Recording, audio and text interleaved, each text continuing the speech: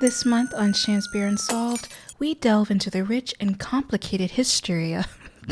It's another video without a thesis, what can I say? I am an intelligent, rambling hypocrite to my core, but I leave some room for ignorance. This video is about vampires. No thesis, no objective, no point. We might as well be in a high school math class. I want this to represent an introduction to vampire lore and the transformation it has undertaken in recent centuries, because we're going to need a lot of, I almost said protection. We're going to need a lot of context for the next few videos on this subject, because we're diving deep into the Twilight Saga. This is sort of my plan, don't hold me to it. We start with the OG series by Stephanie Meyer, alright? Evolve out of that and into the forgotten fan fiction spawned by Twilight, and then we land face first into the final submission, no pun intended, the sweaty Twilight-inspired world of 50 Shades of Grey. I don't care that it's been years and no one cares about that series anymore. This is my passion project and I get to choose the topic. With that being said, we have a sponsor today. Let's get that on the big screen, editing Shan. Today's video is sponsored by Honey. I've been having a lot of fun showing you guys the products I know and use,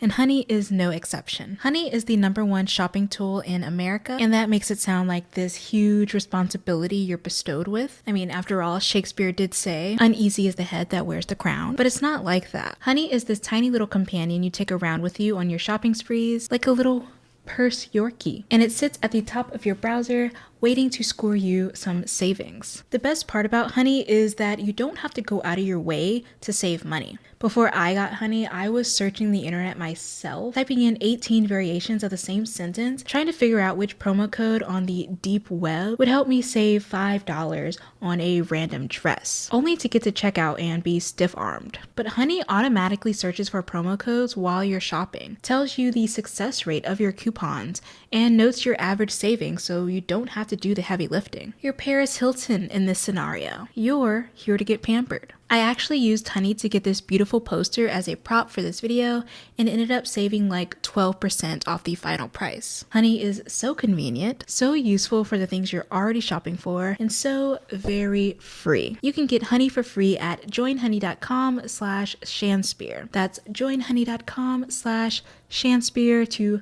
start saving like me. Thank you to Honey for sponsoring this video, and thank you to any of my besties who choose to support my channel through my sponsorships. It means the world to me.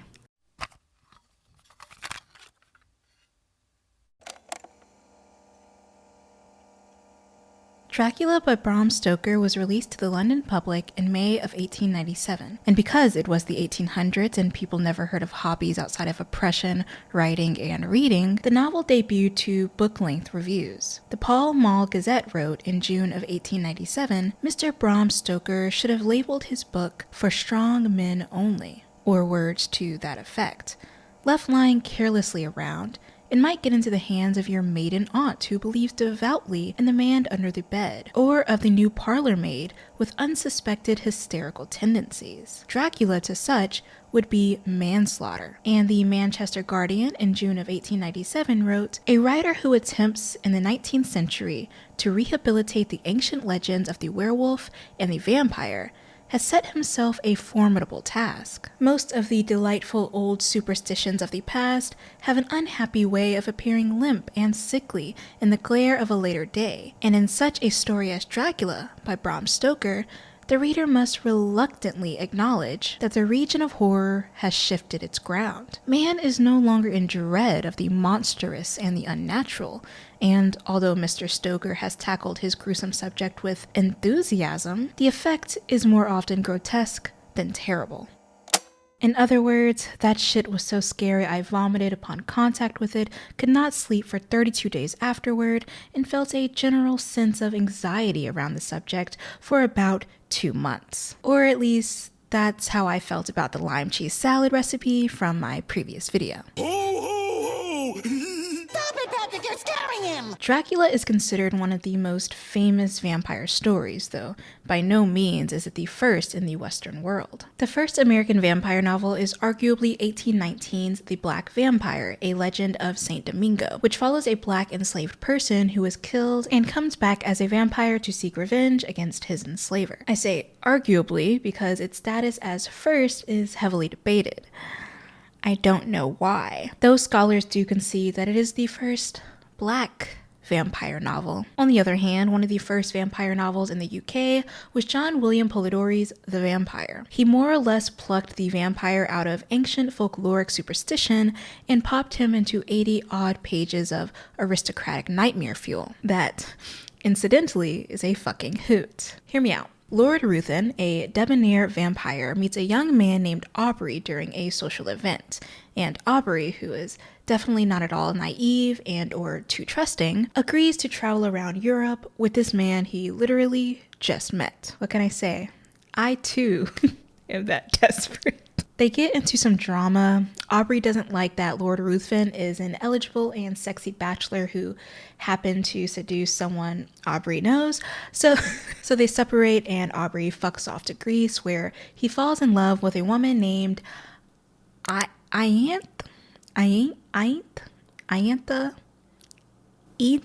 Well, however it's pronounced, it doesn't matter because Aint dies. She gets killed because Aubrey clearly cannot catch a break and God thinks him his strongest soldier. So Aubrey is obviously grief-stricken over his dead lover and he runs into Lord Ruthven, who is incidentally back in town at the time of the murder. They make up, get attacked by bandits for some reason during their travels, and Ruthven dies. But before his era...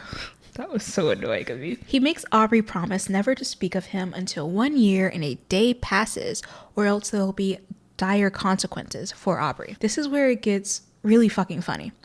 The Wikipedia plot summary states, quote, Aubrey returns to London and is amazed when Ruthven appears shortly thereafter, alive and well and living under a new identity. Ruthven reminds Aubrey of his oath and then begins to seduce Aubrey's sister. Helpless to protect his sister, Aubrey has a nervous breakdown.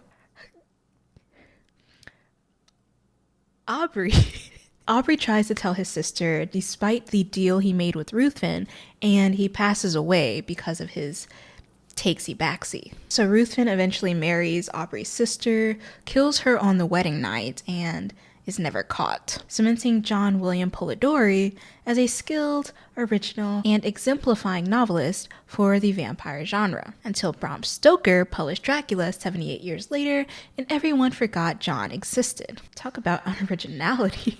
In the Western world, when someone says vampire, you often think of Count Dracula, the titular character of Stoker's novel. Yet there's a lush and rather blood-chilling history of vampires, some of which has, of course, been influenced by Stoker's work, but most of which thrived far before he ever picked up his pen, or quill, or typewriter. I don't discriminate. After all, the number of pages Stoker wrote in notes alone for Dracula is somewhere in the 100 ballpark. He had to get that information from somewhere, right?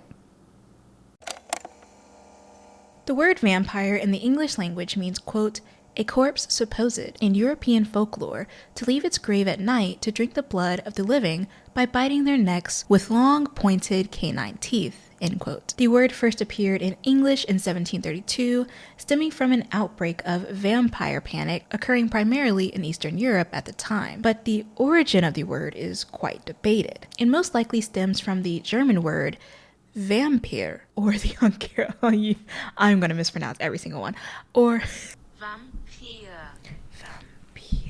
It most likely stems from the German word vampire, or the Hungarian word vampire. Claims have also been laid that it's influenced by the Serbo-Croatian word vampire. Though it's rather new to the English language, vampires and vampire-like creatures has existed since ancient times, with folklore spanning across various cultures. Many people associated blood drinking and flesh eating with demons rather than vampires. These entities were considered revenants, beings who returned after death like ghosts, or they were associated with victims, witches, or spirit possessions. The Ashanti people of West Africa described, quote, iron-toothed and tree-dwelling Asan Bosom. The Betsilio people of Madagascar have the Ramanga, quote, an outlaw or living vampire who drinks the blood and eats the nail clippings of nobles, end quote. In Louisiana and the Caribbean, there exists the Lugaroo, or Sukan, which takes the form of an old woman during the day, but transforms into a fireball at night to find victims of its bloodsucking. The Philippines, Malaysia, and Indonesia speak of a female vampire-like entity who, quote, can detach parts of their upper body, end quote. There is the Chupacabra, native to Puerto Rican folklore, Lilitu, who appears in Assyrian culture, and, of course, the various faces of the Western vampire, originating in Europe. According to the vampire Wikipedia page, which I'm sure is very reliable and not at all an insecure source, depictions of Western vampires vary. Some are described as having light sensitivity, while others are not. The skin of a killer bone.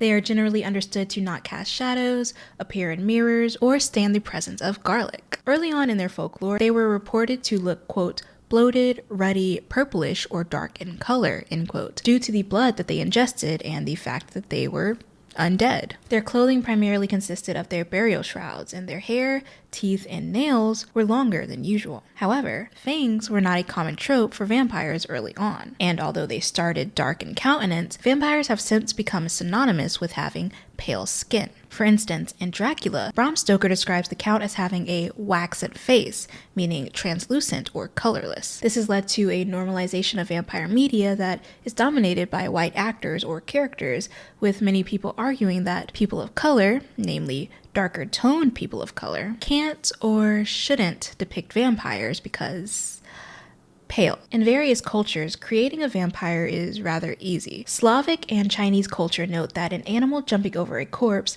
could cause it to become a vampire. And if the corpse has a wound that isn't treated with boiling water, it could become a vampire too. The rich folklore of vampire history began mixing with the very real fear of communities who believed in them. In the 1700s, alleged vampire attacks were reported in East Prussia and the Habsburg monarchy. This spread across Europe and eventually to the United States, driving fear of real vampires into families who then began digging up relatives to destroy the demon within their corpses. Some cultures placed scythes or sickles near the graves of recently deceased individuals to ward off demons prone to possess. In Europe, people severed the knee tendons of their loved ones to keep potential vampires from rising at night. Chinese folklore insists that placing a sack of rice near suspected vampires would hold them off because they'd have to stop and count every grain. In drastic situations, where the vampire has already begun feeding on the living, decapitation, the pinning of the corpse's head or body to the casket, a stake to the heart, mouth, or stomach, or a brick in the mouth, like this 16th century skeleton, would be imperative. The New England vampire panic of the 1800s became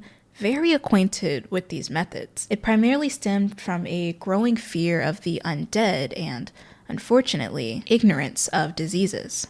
Tuberculosis, known as consumption at the time, was raging. It's a highly contagious disease that, before the expansion of medical knowledge, often infected and killed multiple family members at a time. This mass, unexplainable death led families to believe the health of their loved ones was being sucked out by a vampire, usually a recently dead family member who returned from the grave. To find this vampire, families would have their relatives exhumed, where they then look for fresh blood in the heart or a slightly less decomposed body. If they found one, they would either turn the body over and go about their merry way, burn the organs and rebury the body, decapitate the body, burn the body and inhale the smoke, or burn the heart, mix the ashes with water, and feed it to a sick relative. This was the case of Mercy Brown, a 19-year-old girl who died of tuberculosis and was reluctantly exhumed by her father in 1892. Mercy's mother and siblings, who also recently passed away due to the illness, were dug up to be inspected by the physician and villagers. They found that the bodies of her mother and Mercy's siblings were adequately decomposed, but Mercy looked fresh. At the time, they didn't have a deep understanding, at least in that area, that the storage of corpses impact their rate of decomposition. Mercy was buried above ground in a cool crypt Therefore, her rate of decomposition was much slower than her mother and siblings, who died years prior and were placed in different conditions. Regardless, the town saw this as a sign of her being a vampire, and they cut out her heart, burned it, and fed the ashes to her brother, who was also suffering from tuberculosis. They believed that this elixir would sever the vampire connection between him and his sister, but he died 2 months later. In another case, Frederick Ransom, a 20-year-old Dartmouth student, had his heart removed and burned in front of an audience of hundreds. This particular case stumps scholars who assert that Ransom's family were particularly educated and well-respected in the community, making their superstitious fears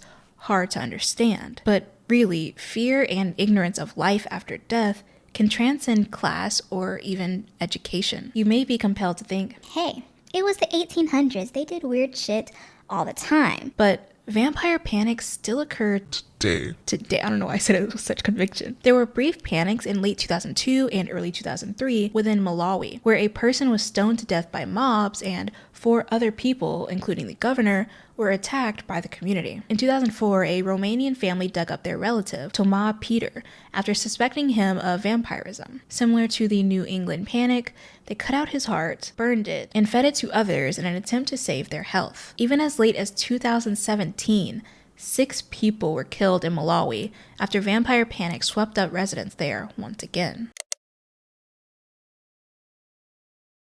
I think it's safe to say that these people were not vampires. Most of the evidence presented of their suspected vampirism could be explained away with medical knowledge. People in olden times believed that corpses bloated after death due to their vampirism. They were eating well in that casket and were subsequently gaining weight. But scholars have asserted that bloating after death comes from gases that are released during decomposition, and this makes corpses look as though they are gaining weight from blood consumption or whatever. The long nails, teeth, and hair that have been connected to vampirism isn't due to your relative being a material girl, getting acrylics, veneers, and lace fronts in the beyond. That would be me. Dying causes certain reactions in the body. The skin and your gums lose fluid, in turn causing them to contract. And that, quote, exposes the roots of your hair, nails, and teeth, even teeth that were concealed in your jaw. End quote. That makes it look like your hair, nails, and teeth grew longer since your death. That seems to check out all right, but what about the other vampires in history and the contemporary world that can't be explained away with medical evidence? What about the ruthless rulers of yesterday and the people of today who consume blood to survive? There were communities, and still are communities, who believe that vampires exist in real life. According to John Edgar Browning, author of The Real Vampires of New Orleans and Buffalo, a research note toward comparative ethnography, there exists, quote, vampire communities, or, quote, real vampire communities, end quote, that either consume the blood of consenting adults or feed off the energy of their peers. There also exists what Browning calls hybrids, or vampires who consume both blood and energy. This consumption primarily stems from a need, not just a desire, which, quote, begins to manifest around puberty and derives from the lack of subtle energies their bodies produce, end quote. The actual term vampire communities didn't pop up in common language until the late 90s, but the actual communities themselves existed long before then. Browning explains that during the 70s, people who identified as vampires, quote, began regularly attending the same themed social gatherings. These social gatherings included Dark Shadows conventions and other vampire fiction and film fan organizations, end quote. These real vampires also attended bondage and S&M events where blood fetishists congregated, as well as goth clubs. Browning also mentions that real vampires tend to don the latest alternative or goth fashion. Admittedly, I am not dressed like that right now, mainly because I was more of an emo subculture girl myself. I think it's easy to hear about people drinking blood and feeding off of energy and immediately asking God to start the rapture. Or if you're anything like this History.com article, it may be easy to pivot to microaggressive statements. This article states that real vampires are normal-seeming people who drink small amounts of blood in a perhaps misguided effort to stay healthy, end quote. But Browning emphasizes that the real vampires he met with to conduct his research were, quote, kind, accommodating, and pleasant to be around. Some were loving parents whose children accompanied them to vampire community meetings. All of them, however, regardless of their choice of personal attire, showed what I can only describe as admirable strength and courage in the face of immense opposition to their identity, end quote. They always acquire blood safely and consensually, and even have regular medical checkups to make sure their consumption and bestowal of blood is done responsibly. Of course, there's always going to be bad apples in the bunch. The bad apples for real vampires, for instance, would be Peter Curtin and Richard Trenton Chase. Say that 5 times fast. Peter Curtin was a serial killer operating in the early 1900s, and Richard Trenton Chase was a serial killer operating in the late 1970s. Both were deemed real vampires by the media because of how they handled their victims' blood. This is a family channel. I don't want to elaborate on the details of those cases, so instead, let's talk about Vlad the Impaler. Vlad III was a very friendly guy. He reigned over Wallachia as the voivode off and on between 1448 and 1476 or 77. Who knows? The people of the 1400s would combust if they saw a gummy worm, let alone an organized bookkeeping system. The interesting thing about Vladdy is that his nickname was Vlad Dracula, and this seems to have been an immense inspiration for Bram Stoker's novel, Dracula. The nickname actually originated from his dad's nickname, Vlad Dracul, aka Vlad the Dragon. It was chosen based off his membership to the Order of the Dragon, a militant fraternity tasked with fighting the Ottoman Empire. The name Dracula in this instance means the son of Dracul, which, yeah, checks out. Dracul also means the devil in Romanian, so you can imagine what direction this is about to head in. Which came first, the devil nickname or the genocide? If Vladdy were alive today, and if what I'm about to tell you is true, he would be looking at a long list of charges for war crimes. The American presidential treatment, some may say. There are accounts of him impaling monks to assist them on their journey to heaven. Other accounts include him killing the monk's donkey because it was braying too much after witnessing its owner's death. Gabriel Rangoni, a cardinal of the Catholic Church, spread a rumor that while Vladdy was in prison at one point, he caught rats, cut them up into teeny weeny rat pieces, and, quote, stuck them on small pieces of wood because he was unable to forget his wickedness, end quote. In 1462, he allegedly had 20,000 Turkish soldiers impaled on stakes, according to Shelby Lynn Erdman. The editors of History.com even reference legends about Vladdy dipping his bread in the blood of his impaled victims while he ate. People go back and forth about whether these events even occurred, whether his actions could be justified if they did occur, or if he truly was just as bloodthirsty as the vampire story that came after him, if it's even inspired by him at all. For many, vampires represent a multitude of real threats, some of which seem ignorant to outsiders, judging by how Rhode Islanders were shunned as they traveled west and were deemed vicious hicks, end quote, by those living in Connecticut. And I mean, as a southerner who lived in quite possibly the hickiest town in the Bible Belt as a teen, I take offense to this. I have met many country cousins, hillbillies, and bumpkins, and they would never, ever do something like that. Unless it's to a black person. These representations of fear have even permeated the media, informed by and influencing how we view vampires and social others like them.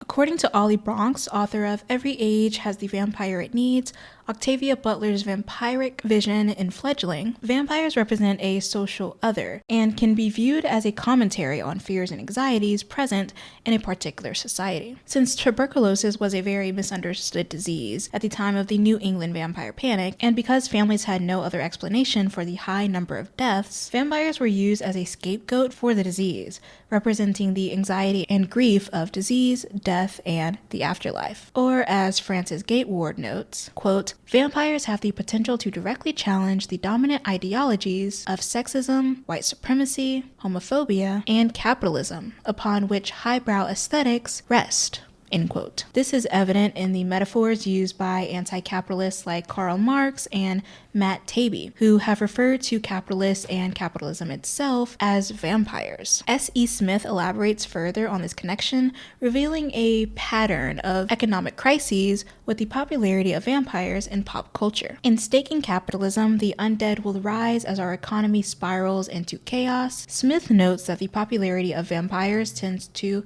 historically coincide with major economic turbulence. Take, for instance, the economic depression that affected Europe and the US during the New England vampire panic, or the Twilight mania that occurred during the early to mid 2000s, sandwiched between the dot-com bubble and the Great Recession. The 70s saw economic instability alongside Dracula and Interview with the Vampire, and the 90s witnessed a 1.4 loss of GDP in the United States as Buffy the Vampire Slayer, The Vampire Diaries, and Francis Ford Coppola's Dracula saw acclaim. I also want to note that this article was written in 2019, before our unprecedented times, and lo and behold, the bulk of the Twilight Renaissance, complete with a brand new book, occurred in 2020, the year our global economy took a major hit. According to Smith, vampires reflect, by their very nature, economic inequality, financial despair, and extractive capitalistic practices that lay waste to communities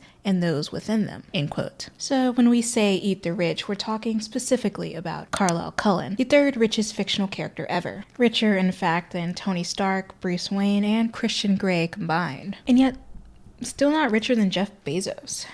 Imagine that. So, I think I'll let you guys handle those guys, and I'll see what I can do for Mr. Peter Facinelli.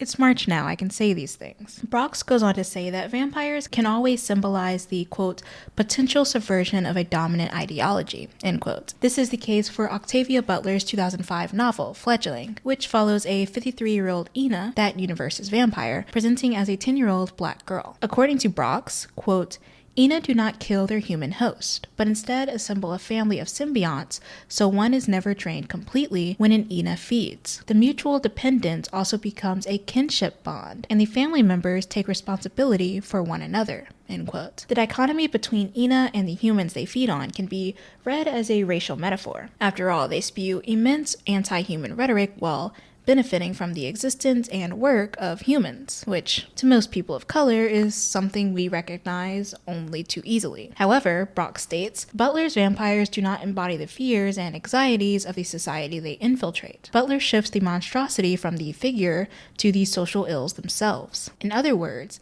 the Ina who attack Shori and her family are not monstrous because they are vampires, but they are monstrous because of the anti-human rhetoric they direct toward their symbionts, end quote. The same can not be said for Bram Stoker's Dracula, which scholars have historically read as a racial commentary. John Allen Stevenson, author of A Vampire in the Mirror, The Sexuality of Dracula, constructs an argument that Dracula represents a racial other to the, quote, good, brave human men of the novel, Stoker's words, not Stevenson's, and poses a sexual threat to the, quote, pure human women of the novel. Stevenson begins by explaining what race is, or rather how we can determine race within Dracula. Race is not a scientific model, but rather a social construct, developed and manufactured for centuries to make a certain group seem more superior and other groups less. Particularly in the United States, I've seen people view race as a physical expression only. Therefore, if you're white passing and reap the benefits of white privilege, you're racialized as white by some people. However, outside of the United States, I've often seen race discussed in much less physical terms. Race tends to transcend those previous boundaries to the point that people who are now racialized as white and are seen as white, particularly in the US, were not or are still not white due to their history of being racialized as other.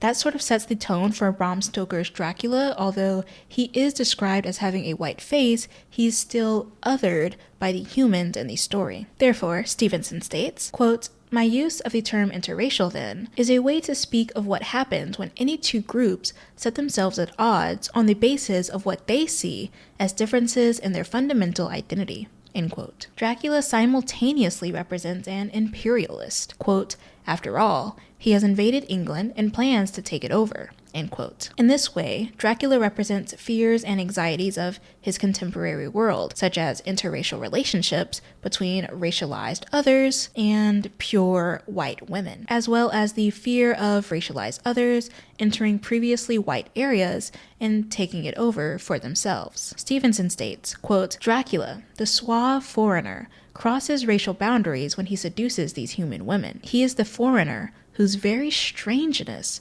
renders him monstrous, end quote. While the human men represent conservatism by their, quote, urge to insist on the integrity of racial boundaries and the urge to maintain unmixed blood of their group. The novel asks, what if they try to colonize us? End quote. Other politicized constructs represented by vampires include the threatening of and subsequent upholding of the patriarchy. This is explored in James Craig Holt's essay, Not All Fangs Are Phallic.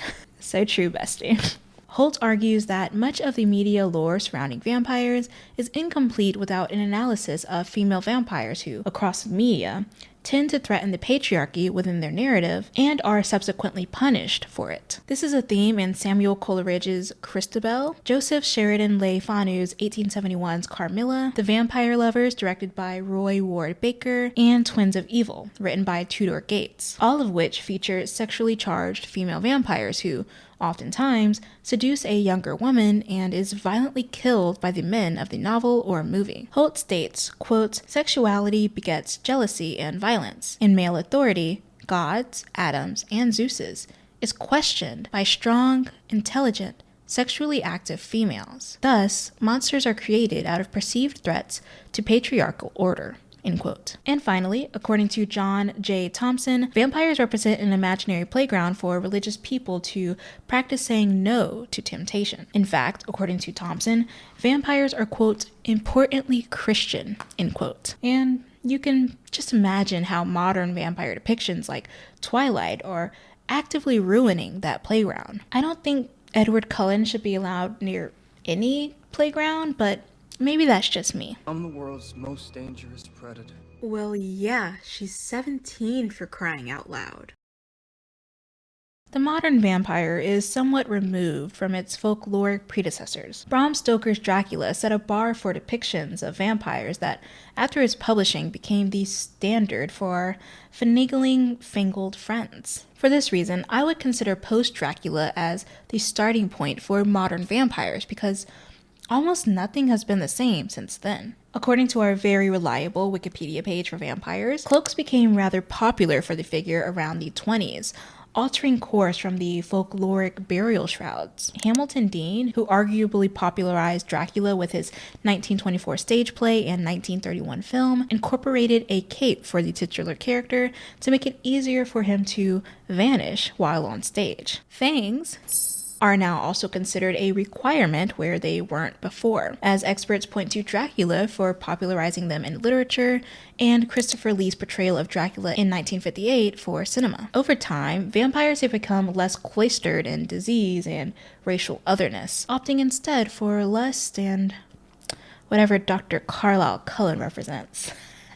That's a bit redundant. Since Dracula, we have seen the submission of Dark Shadows by Marilyn Ross, Anne Rice's Vampire Chronicles, including Interview with the Vampire, Vampire Academy by Richelle Mead, Buffy the Vampire Slayer by both Franz Rubel Cousy and Joss Whedon, True Blood, both the book by Charlaine Harris and the television series by Alan Ball, The Vampire Diaries, which still does not make any more sense to me today than it did when I was in middle school, by L.J. Smith, Kevin Williamson, and Julie Plec. And, of course, the Twilight Saga by Stephanie No-Colored Loud Meyer. Oh my god. Why did I put that in the script? That is just a joke for legal reasons and is not true. However, most of the newer vampire media that has emerged since the 20th century has featured a slight departure from the titular character of Dracula. Women still fall at their feet, but it has less to do with their hypnotism because how else was he getting bitches? And more to do with how unnaturally attractive they are. This gradual transformation of the vampire has led to a sort of bemoaning among vampire fans that quite honestly gets on my nerves. Two truths can exist at once. Vampires are no longer disease-carrying bald gremlins, and you need to go get some bitches. Around the mid to late 2000s, If you were cursed with the privilege of internet access, you couldn't step 2 cyber feet in any direction without seeing anyone rant about how Twilight is an affront to God. John J. Thompson, the author of the playground metaphor from earlier, considers Twilight and all modern vampire media as a threat to Christianity because they show people giving in to temptation and sin rather than destroying it. It's March now, I can say these things. Or if you're the author of this Horror Movies Canada blog post titled 5 Ways Twilight Ruined Vampire Movies, you may find Twilight and all media like it, quote, the worst piece of drivel to ever squat and crap on the vampire genre. Don't lie. I watched Abraham Lincoln Vampire Hunter, okay? I know what it's really like to be the worst drivel to ever squat and crap on the vampire genre. Researching this video has made me question the objective or subjective nature of this debate. Everyone thinks they're right, which isn't uncommon on the internet, but still, it makes for an interesting read. Are the emo and goth subcultures with their studded belts and Victorian-era garments wrong in their admiration of modern vampires? Is Twilight and Twilight-related media really that bad? Or are people who write entire blog posts relating it to dog diarrhea on a hot Florida sidewalk any more valid? Guess I'll just have to see for myself.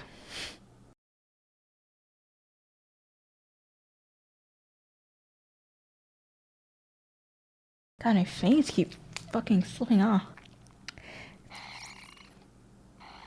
And finally, according to John J. Johnson,